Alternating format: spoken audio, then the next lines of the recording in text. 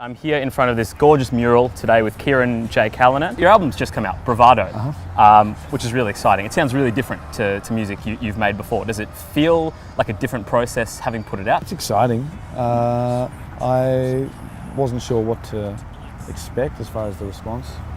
It could have gone either way.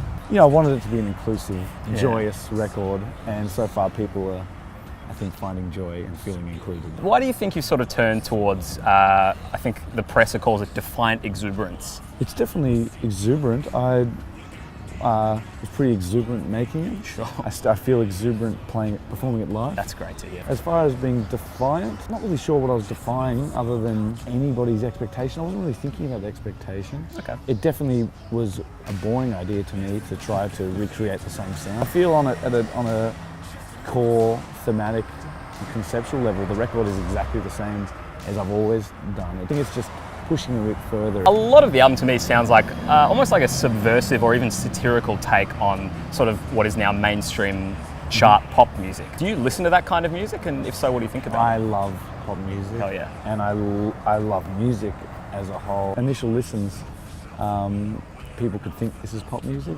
and I'd love it to be pop music. I really would. It's not pop music. I've enjoyed reading people's reviews though, and I don't normally like reading reviews, but this time around I've enjoyed it, whether they've been positive or not so positive. The one kind of bad review I read, I agreed with everything they said. I agreed entirely with everything they said. Oh great. What is Song About Drugs about?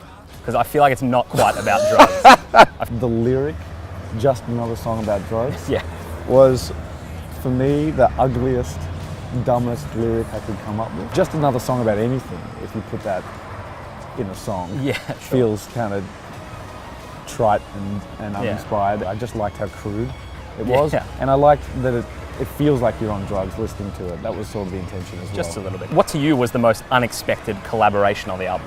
Hands down, Jimmy Barnes. Yeah. It blows my mind that Jimmy's on the record. I sent him the music. Yeah. I explained what I was thinking, and had this vision of him stepping into the scene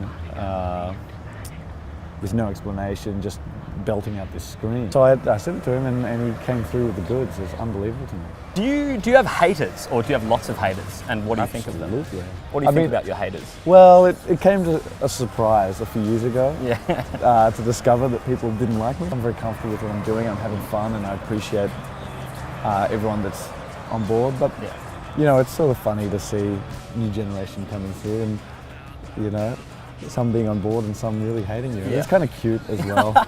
Okay. Not to be condescending, but yeah, the haters are cute. How much of the Kirin J Callinan project do you think is sort of playing a role or playing a character, or do you think it's 100% you? It's 100% an extension of me. Yeah. I do strive for authenticity, especially when on stage. You know, I just want to be real with the audience, and that hasn't always been the case. I mean, a lot of people talk about that stage persona, that mask they put on. But I think I'm really trying to strip that away. There's a lot more of myself on this record than ever before. A lot more of my sense of humour, a lot more of my self-effacing. You know, it's meant to be fun, and I'm happy to be the butt of the joke, really. It's 2017, let's just get real. Cool.